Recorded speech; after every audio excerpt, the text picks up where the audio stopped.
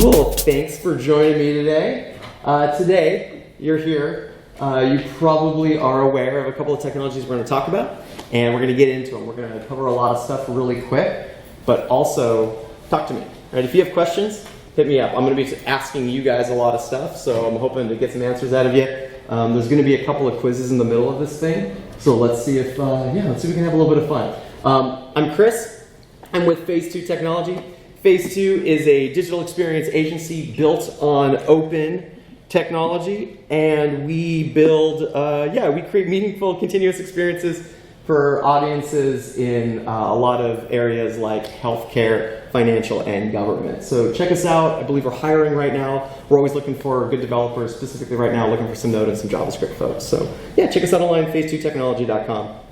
All right, are you awake? Are we here? We all have coffee? If you want to follow along with this deck, slides.com/illepic, you'll find it sitting up at the top, mixed in with all the other stuff. But there's a lot of code sandbox samples here. I want us to talk about code and play with code. All of these are interactive. You can go to Code Sandbox, amazing online IDE. You can fork the examples and go tinker with them. There should be some good boilerplate to be able to kick off a new project with this stuff. But if you are following this presentation, it also goes downward, right? So if you're looking at the slides later, make sure you go down instead of just left and right. Okay, quiz time. Yes? Sorry, can you just show the URL for the slides? Yeah, so we are at, we'll just go here, go slides.com/illepic and just hit there. You'll see it, it's right up at the top. All right. Now, it's about the runtime error. All right, quiz time for our JavaScript folks. We are writing a function right now that is going to get the mood of my cat Seamus right now. Okay, it's an async function because we're going to do some awaits inside of it. We're going to run some promises. We're going to go fetch from a cat API. We are apparently going to get cats, right? We're going to run the async process to turn that response into JSON. And then we're simply going to take that cat's response and we're going to find the cat named Seamus in it, and we're going to return his disposition. We're going to see how grumpy he is today. Find the error in this code that blows up production at midnight on a Friday. Michael. So on midnight on Friday, Seamus is not available, and cats will find the returns. We don't know, but definitely not something that has disposition. So, how many people have seen cannot read property blah of undefined? Raise your hand. If you've written 4 lines of JavaScript, you've seen this error 2 times, all right? Specifically right here, if Seamus is not found in that lesson. By the way, there are hundreds of lines of exactly this code sitting in production on every major project in the world, right? We assume we've got a value, sometimes we don't get a value. And most IDEs are more than happy to let us just do this, right? So when we do .find, we can return a cat, or what happens if we don't find Seamus? What gets returned? Specifically, what value gets returned? Close. Undefined. That's it. Yes. To the person who just walked in the room. Yes. Welcome. So this is an example of unsafe code. JavaScript is inherently unsafe because JavaScript is only typed, is loosely typed and mainly evaluated at runtime, right? So we have a lot of questions about this code, right? We specifically actually don't know what the response shape from the server is. We're assuming it's an array, right? I guess. I mean, the .find indicates we think it's an array. Okay. We actually don't know what the shape of a cat is. In the case of Seamus, it's very fluffy and rotund. But in the JavaScript version of the shape of a cat, what are the keys that are sitting on that object, right? We are making a big presumption that there's a disposition key, let alone anything else on there. And also, of course, what happens when we don't find Seamus, right? And that's a big, big area where it's a lot of surface area where we can introduce errors into our code, okay? So we're here to talk about Vue today. We're going to get a 5-minute crash course in Vue, and then we're going to learn how to make it type safe. So we're going to go from 0 to 60 really, really fast, but hopefully we'll make it clear. But we're going to bring specific technology in to make our JavaScript code safe. You can take this to any JavaScript project. Okay, So we got to learn a lot of things to get there. Specifically, this stack of technology, okay? We're going to learn vanilla Vue, okay, which just uses objects. Then we're going to learn to write some basic ES6 classes. Then we're going to learn about decorators on ES6 classes. Then we're going to learn how to write Vue using classes. Then we're going to bring in TypeScript. Then finally, the coup de grace, we are going to bring TypeScript into class-based Vue. Okay, all of that, 6 points by the end of this thing. Any questions so far on this tech stack? All right, cool. So we're going to do this by rewriting an application 3 times. It's the same application. We're going to write a cat feeding simulator, all right? And in this cat feeding simulator, we're going to see buttons for each of my cats. When we click a button, it'll set the current active cat. We're going to be able to feed that cat, which will change their mood and also the noises that they make. And then we can reset the cat's mood we're going to click the little reset button, and it'll simulate the passage of 5 minutes of time where they'll be hungry again. Okay, so we're going to look at some really cool stuff like computed state inside of Vue, and we're going to see this. So I'm going to pull up, if you want to, if you're on the slides, if you hit straight down, you actually see the IDE render inside the slide deck, but I'm going to hop right over to code-sandbox.io. Check it out. You don't need a local IDE. This does full Vue and Webpack in a browser. It's incredible. Okay, so this is our app. We can see we're pulling in an array of cat objects. There they are. Okay. I see I currently have Seamus selected. I can select debris. There's debris. And I can select Simone. Okay. Now, you can see they all have a starting disposition. Right. This is a little Vue application. We're going to talk about how this all renders. In Vue, anything you set on this data key, it's all this simple. There's a whole application written in like 7 real lines of code. We have cats, and we have a selected cat name, and that's it. And all you do in Vue is you just change data values. You change data, your markup, your theme, your template re-renders for you automatically. It's very, very simple. Just mess with data, let the browser take care of the rest. Okay. Now, as I feed Seamus, we're going to go from his natural surly disposition, and he gets really snuggly. When we feed him, we click debris. When we feed debris, he just gets sleepy. And when we click Simone, she's normally kind of distant, but we feed her. She gets kind of surly because she throws up every time she eats. But we can go back to hitting reset, and we can reset all of these, right? So we have this functionality built in to the application right out of the box with Vue. So something to look at here with Vue, a computed key inside of Vue is derived state. Who here writes React for not a little, yeah, you guys write a little bit of React? So something that's always been difficult to do in React is if you have state and you need to have some representation of data that comes from that state, you gotta kind of jump through some hoops in the React world. In Vue, there's this computed concept that is built right in. If you have a piece of data that lives right up here inside of your data object, you can just define effectively getters that are computed automatically for you. So what you do is you store the minimum possible amount of data that you want, and then you use computeds to go figure out the rest of what your state might look like. So we're able to actually figure out what the selected cat is, the full object, and the disposition by simply having a computed that just finds whatever cat is our current selected cat's name. We don't have to keep storing that stuff. So if you've written a lot of React, you'll shove a lot of data into state. If you write a lot of Vue, you get to avoid a lot of that kind of stuff. So it's very, very simple, really, really easy to get into, and really fun to start writing some code that's really, really interesting. In Vue, you have methods keys. This is just how you do stuff. So you click a key. You click a method, for instance. We've got this feed method. So when I hit feed, it looks at what the currently selected cat is, and then simply changes its key of is fed to true. That's it. It's that simple. And we can reset anytime we want by simply clicking reset. And all this does is it loops over every single one of our cats and just resets them all. 5 minutes has passed, and they're all hungry again. Okay, really, really simple. Vue wants you to be very expressive and very terse in the way that you write a lot of your access to your state.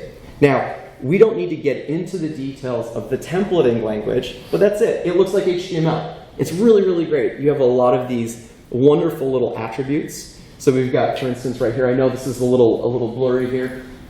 We've got v4 kitty in cats, right? So we're looping, we're iterating. We're mapping across a list of objects. And we're printing each one of these cats out.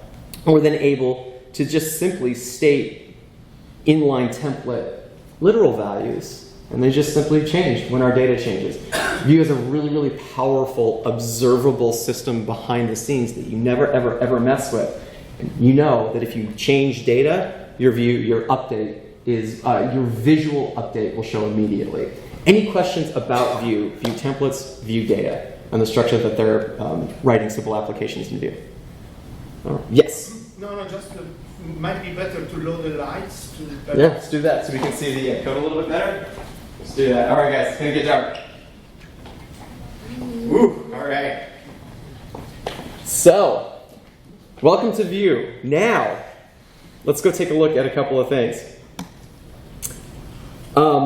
We want to bring in some type safety to our code eventually. It's pretty awesome. But there's actually some major problems in our code. We have errors in our code that we just haven't quite gotten to that edge case yet to get them to surface. So we want to bring in some technology that will allow us to see those errors while we code, and at build time instead of at runtime. So to get to that technology, to get to types, we need to learn a couple of concepts. Who here has written Angular before? Angular 2, 4, 6, I think we're on 9 or 11. 1, Angular 1, all right. Also me too, it's good to meet another old timer in the room. So when we work in the Angular world, you're gonna see a lot of these @ symbols. You've probably seen this stuff running around the internet before. I'm like, I wonder what that does. This is a very interesting annotation. We have to understand decorators before we can move forward. So also, if you understand decorators, you can write some pretty great Angular. We are going to use them in the Vue world. Okay, so obviously these @ strings are providing some kind of code enhancement. You see them out on the internet. But what do they actually do? So a decorator is effectively a higher order function. So we've always had higher order functions in JavaScript. A function that returns another function, okay? So we're gonna have a says meow function right here. I'm gonna zoom in so we can see this, okay? So we have a says meow function. And what this does is when I run it, I'm actually provided a function back that is preloaded, okay? It's a way of capturing scope. It's preloaded and it's ready to add the words says meow to any name that it is provided later on. Okay, it's a function that returns a preloaded function. Okay, so we can see this in action. So I have says meow, but I also have this little print statement, this little print function right here. It's very simple, and I can compose functions together. This is called functional composition, where I'm going to take my says meow. I'm actually going to provide it a second function, a function as its argument. And now what do I have here? What is this data type? Anybody in the room, can you tell me what data type is print cat name and sound? What kind of variable is that?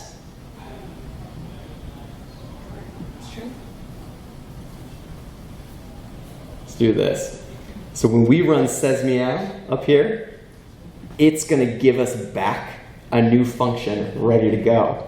So we actually have, right here at this moment, a function that's ready to print out, says meow to any string we give it, okay? So now that I have this, I give it Seamus, for instance, and we'll print out Seamus says meow, okay? And this is how you build up. Who has used Redux, the Redux library before? If you've ever used Redux, you connect, stores in React to some kind of system. But it's all about passing functions that give you new functions that have a bunch of functionality built in. They're all preloaded and they do a bunch of stuff for you. Okay, so the decorators that we're going to mess with are going to give us this kind of functionality, right? So if we already have higher order functions, why do we need decorators? Well, a couple of years ago, we decided that JavaScript needed classes, okay? So if I have a class, an ES6 class, in JavaScript, and inside of this, I've got some kind of a function, I can no longer wrap classes. We don't have the ability to have higher order functions for classes. So as JavaScript was a purely functional language for a long time, and it was really, really good for folks, we decided we needed real classes, and by moving to real classes, we lost a lot of the core functionality that we had in JavaScript, okay? So how can I take this cat class and provide it a higher order kind of functionality like we've always had in raw.js? And of course, the answer is decorators. Okay, so all we really need to know as we dive into the ES6 class world and all this kind of brand new JavaScript stuff is, if we have an @ symbol in front of a function we define, we can go mess with classes. That's it. We can get into classes and we can extract a method, we can extract out some kind of information, and we can kind of override the internal guts of a class. So it looks like this, and this is a lot of code, and we don't really super need to care about all of this stuff. But what we do need to know is that if I have a function that I want to use as a decorator, as long as I stick an @ symbol before it and I put it on a class method, that function will be provided a target, which is the entire class, a name, the name of the method we're going to mess with, and the descriptor, which is a whole bunch of goodies that we're going to look at. Okay, now this is a lot. We're going real fast into the decorator land. Ultimately, I just want you guys to know that when we see this @ symbol, I can go mess with some value that already exists in a class. Okay, so in our case right here, what we're doing is we have the ability to take the original method of a class, overwrite it, go completely mess with it, and return a new method. Okay, so now we kind of have functional composition for classes. You can see all these structures that we just keep adding on top of ES6, right? As the years go on, we go, hey, we need to have the functionality we had years ago. Let's add new technology. Any question about decorators for ES6 classes? All right. So, finally, you'll see this very, very often, which is a decorator at the class level, okay? A very, very powerful feature of decorators is that when provided an entire class, they can get into anything inside of the class and add functionality to the class, okay? So, same thing, a function that returns a function. They are provided the entire target, which is your entire ES6 class, and then we can just go and mess with the prototype of that class in JavaScript. We're adding, by doing this, we're adding an isHungry static variable on that class by just simply putting that little line right before a class, right? So as we go to define classes in our own code, you can start to compose together a huge amount of added stuff that you can do with classes just by sticking a decorator on top of a decorator on top of a decorator. Now this is an example of a decorator that can take an argument, okay? So what does it do? It actually encapsulates scope right here and says, I'm going to take in some value. So we have a fed recently argument here. Has this cat eaten in the last 5 minutes? Okay. So we're going to say true, and by doing that, our internal implementation can use that value and go do stuff with it, right? So it's a really great way to now have a cat that has been fed recently by just annotating a class, okay? It's a lot of cool stuff. Any questions about decorators? Yes? I think your cats are broken. Mine are always hungry. They're always hungry? Even after 5 minutes? Yes. Yes, in the back. If you stack decorators there, so feed cat, and you put another one on top of it or below it, does the order matter, and can they inherit from each other? Yes. So think of it like this. The output from this decorator is fed to the input of the next decorator. And because we return this whole function that we return, we can pass that class from one decorator to the next, to the next, to the next. Closest to class up or the other direction? Top down. Starts at the top, works its way down until it effectively. So the way JavaScript parses it is it looks at the top thing, passes the class at the very bottom to the top, and then it goes down the list. Exactly. And you'll see this if you walk in on some Angular project, that's been going on for a couple of months. You'll see very tiny. It's hilarious almost. You'll see literal classes that are like 4 lines and then a stack of 7 decorators on top of them. We were kind of the pendulum goes pretty wild with this stuff. But the Angular world moves so much of their functionality into decorators for this reason. It's kind of like almost like object-oriented code for ES6. Exactly. All right, any other questions about decorators? There's a lot that can be said about what this descriptor is. It's really specifically, it's an object.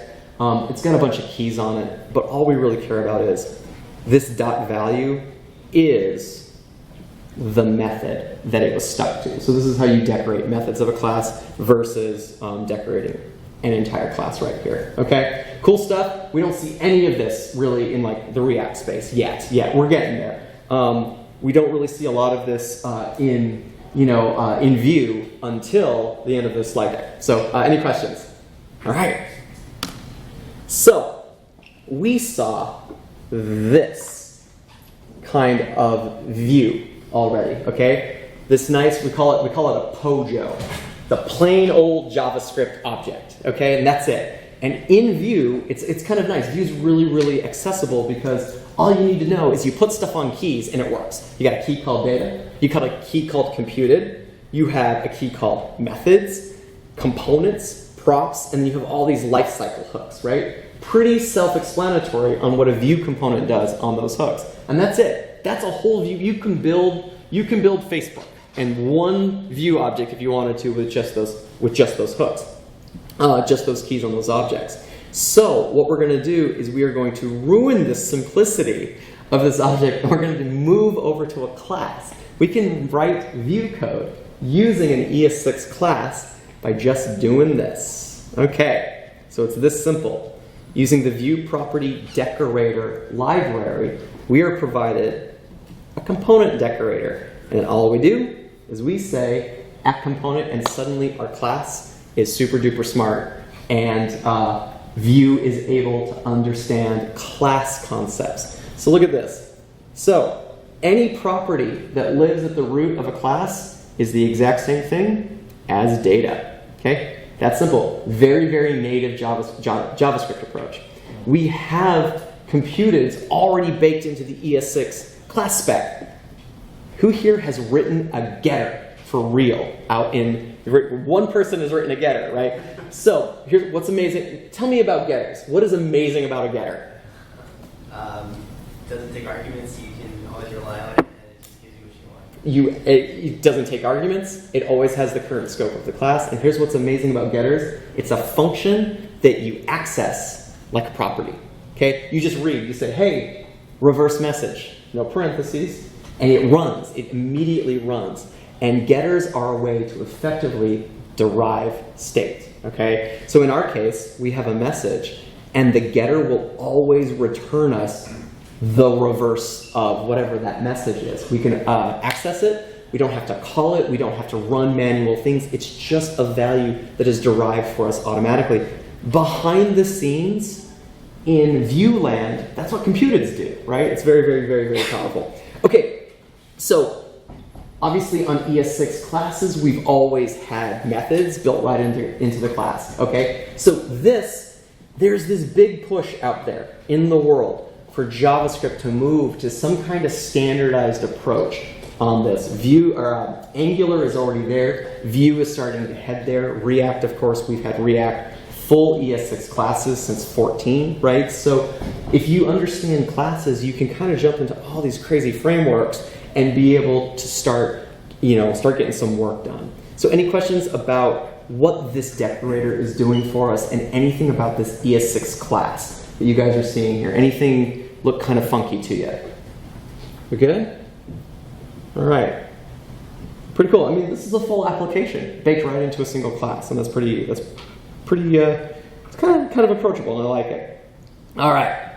Now, let's take a look at what our code looks like for our cat feeding simulator in purely an ES6 class. Okay. So same exact cats. We're going to load the cat version. Code Sandbox is going to recompile Webpack for us online. This is wonderful. And then we'll hopefully run an application in the browser if I still have an internet connection.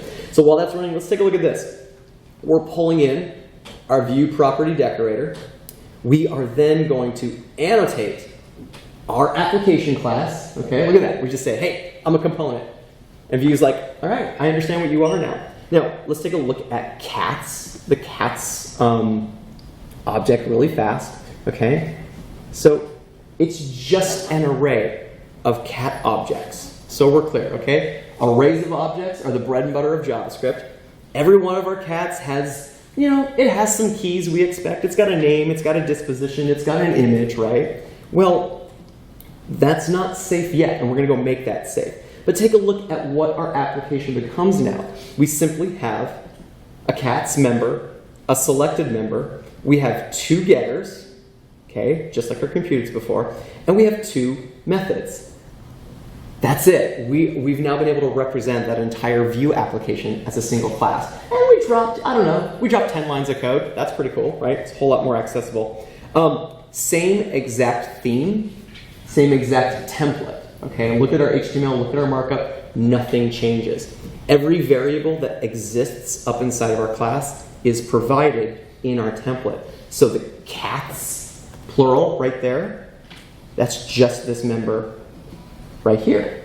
Any questions about the ES6 class approach to Vue? Is this common for Vue now? We're getting there. There's a lot of controversy. We'll talk about a lot of people fighting this. Yeah. Let's just say the next version of Vue has a lot of changes going in and is actually being rewritten entirely in TypeScript. So Vue, whatever the next version of it is, they've been working on it for about 6 months, but they wanted to make it super type safe. But you don't have to do this, but it'll be easier to do this. People still want their POJOs, okay? Because this is like, I don't need any node libraries. I'm not running import. I can actually take this code, run it in ES5 in a browser. I can just literally load it in a browser with no Webpack, and it works. And that's why people love Vue, is they don't need a build step to actually get it to run in a browser. The moment you go here, Babel's involved, compilers are involved, pre-processing is involved. Okay, so that's a class, all right? And so we're getting smaller. Our code's getting a little bit tighter. Any questions about ES6 classes, guys?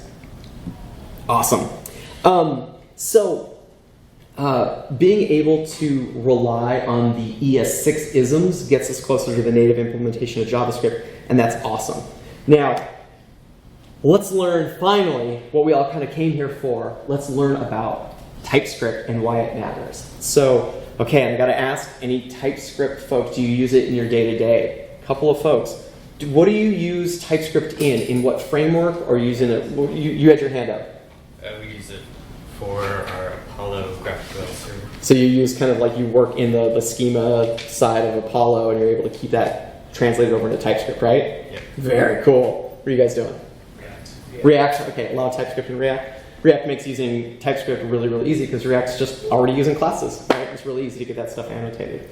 Okay, so TypeScript is, of course, the language, but it's also a compiler, right? So there's two different things. There's the syntax, and there's the tool you have to run to turn TypeScript into JavaScript. Because TypeScript is just a superset of JavaScript. All valid JavaScript is valid TypeScript. This isn't like what we had in CoffeeScript days where someone was like, you know what would be awesome in TypeScript? Ruby. We need to make TypeScript look like Ruby and operate like Ruby. No, it's not that. It's not Elm. I gave a presentation here last year on Elm. And actually, the whole reason I ended up in this presentation was because Elm just sold me so hard on strong types and the value of strong types. And I was like, well, there's no way I'm going to convince anyone to use Elm for real in my day job. Why not TypeScript, right? It's got Microsoft behind it. People are like, yes. So being able to roll TypeScript into our tooling has been vastly easier than trying to convert a bunch of people to Elm. All right, so in TypeScript, we have a bunch of these annotations in our code that we're going to use to decorate and make it a lot more expressive and make it a lot safer. They'll give hints to the TypeScript compiler about what our intention is. Now this is really, really big.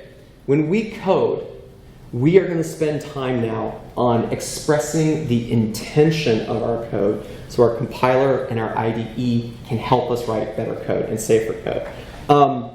What is very important is almost no TypeScript isms make it to your outputted bundle. Very important, right? So this doesn't end up in some crazy runtime, you know, you're not wrapping it all up. This all just becomes a giant blob of ES, whatever target, ES5, ES6. It just becomes JavaScript, okay? So that's TypeScript.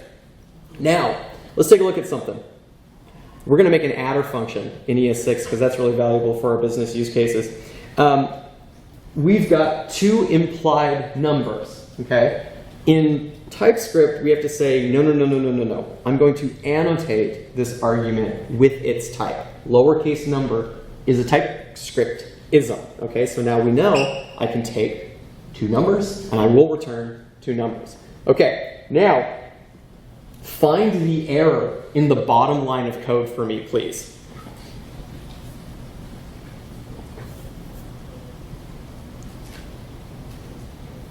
Any of our JavaScript folks? Dot length of the string. Only strings have length, right? Now here's what's fun. VS Code used to be more than happy to allow you to do this. So what is really interesting is if we remove number, our editor has no idea what we're passing. It could be a string, it could be an object, it could be whatever, okay? If we very explicitly tell our compiler that this is a number, we get all of these benefits that are like, whoa, there's a whole bunch of stuff you can't do with this argument anymore, and our function becomes safer. And it makes sure that anything calling this function deep in the bowels of our application can't accidentally send the wrong thing, all right? And these are errors, right, we only find in production, all right? Any questions about that? Cool, let's look at some types, whoops. Okay, Booleans, pretty straightforward, true, false. There is no other type of number besides number in TypeScript or JavaScript, it's just a number. So everything is effectively floating point, just take that into account. Strings are strings. What is very interesting in TypeScript is you can only have arrays of the exact same data type. Now, this might seem constraining for some reason, but at the same time, why would you have an array of anything that is a different type, okay? Come from the Drupal world, and sometimes, but in this case, it really gives you a level of discipline in your code since you have to adhere to these sort of rules, right? And this is how you annotate the fact that I will have an array of numbers. Okay, let's look at tuples. If you use hooks in React, you will be provided a tuple or a tuple, depending on how you pronounce it, okay? So what you can do in tuples is indicate the values for both positions. And of course, if you look at the React hook annotations, they return, I believe, whatever your value is in your state, and then they give you a function. So the function is always a second tuple. And it's great, you always have that safe assumption. And this becomes a really fun way to pass data around an application for things that relate to each other. And finally, enums. If you've ever written a string in your code, if a function takes, let's say you've got a React variant, okay, you write some React variants. You've got a component, it's got like the green version and it's got the red version. And the argument that you send to that, the prop that you send to that React component is literally the string green or the string red. You have a problem in your code because now you have two magic strings in your code. If you've ever heard the term magic strings before, enums are how we avoid magic strings. What you do is you set a constrained number of values that your code can only ever possibly be. And if you ever try to do something different, TypeScript will yell at you and say, yo, you're trying to say orange here, and that's not one of our predefined values. So enums become extremely important if you've ever got an application with, like user types is a great example. You've got anonymous user, you've got logged in user, you've got admin. You have an enum of 3 types. Don't store those values in strings. And I've seen JavaScript where we store a lot of those values in strings, and that's bad, and TypeScript helps us write good code. Any questions about these types so far? All right. So let's talk about probably the most important thing, that is interfaces inside of TypeScript. And this is how we describe the shape of data. In raw JavaScript here, we've got like a cat-petability function, right? We give it something, we give it a cat argument, all right? Well, what the hell does a cat look like? So I'm assuming a cat has a disposition, okay? I'm assuming one of those values that can be at that position is surly, all right? So I'm making a bunch of just assumptions about my code. I have no way of knowing in this function what is real, okay? I'm making a whole bunch of assumptions here, okay? And of course, if the cat's surly, we get a different value than if it's not surly, all right? So a big question we find ourselves asking in non-trivial JavaScript is, what is the shape of this data? All the time, right? Whenever there's an error, what did you expect? What did you actually get? So in TypeScript, we have the ability to define interfaces. And an interface is just a contract of data, right? So now I have a capital C cat, right? This is cool. Now I can say, I expect this cat to always have a disposition key that is one of, and by the way, this is a union, we're introducing a new type here, that is one of surly, snuggly, or ambivalent, all right? TypeScript is more than happy to say, cool, I will make sure that you can only ever check or deal with these three values, all right? So now my cat-petability function says, you know what? I expect a capital C cat, and I have a whole lot of safety. So find the error in my code now that I have passed an argument to this function that expects a capital C cat. Surely someone. They spelled it wrong. Surely you can't be serious. Yes, I am. Don't call me Shirley. All right, so, right? Now my code explodes while I'm writing it locally in my IDE. Plain old JavaScript's more than happy for you to ship this to production, right? So now I say, hey, you know what? TypeScript says this condition will always return false since the types blah and surely have no overlap. And that's just TypeScriptism to say, I don't know what that value is because that's not part of your enum. Oh, that's so cool, right?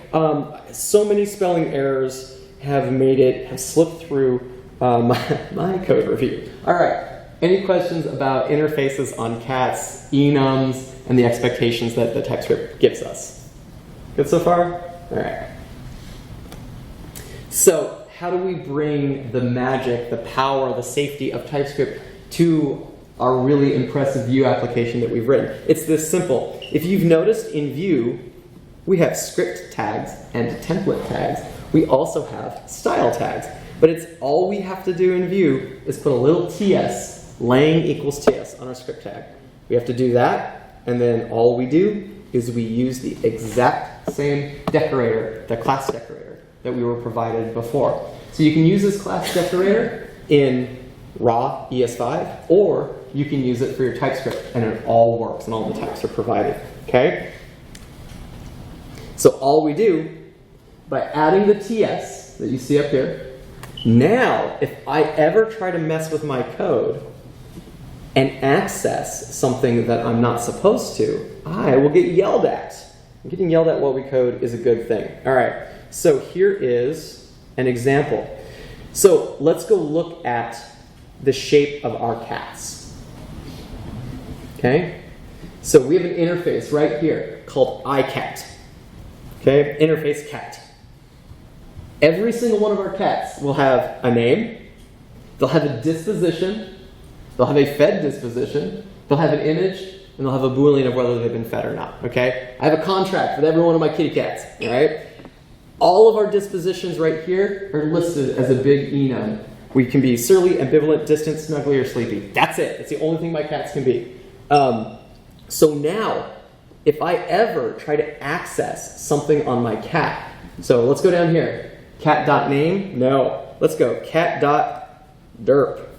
I get a red squiggly now because property derp does not exist on type iCat. I brought safety into my code. I can never accidentally access a key that does not exist on a cat. That's really, really powerful. And all we did is we just put a little bit of an annotation on our code and we told we told our program what shape we expect on every single cat. Any questions about that TypeScript and that kind of approach to the interface for cats? Good? Good? All right. What time are we going to? 10? 10. All right. Good. Perfect. So finally, let's take a look at something.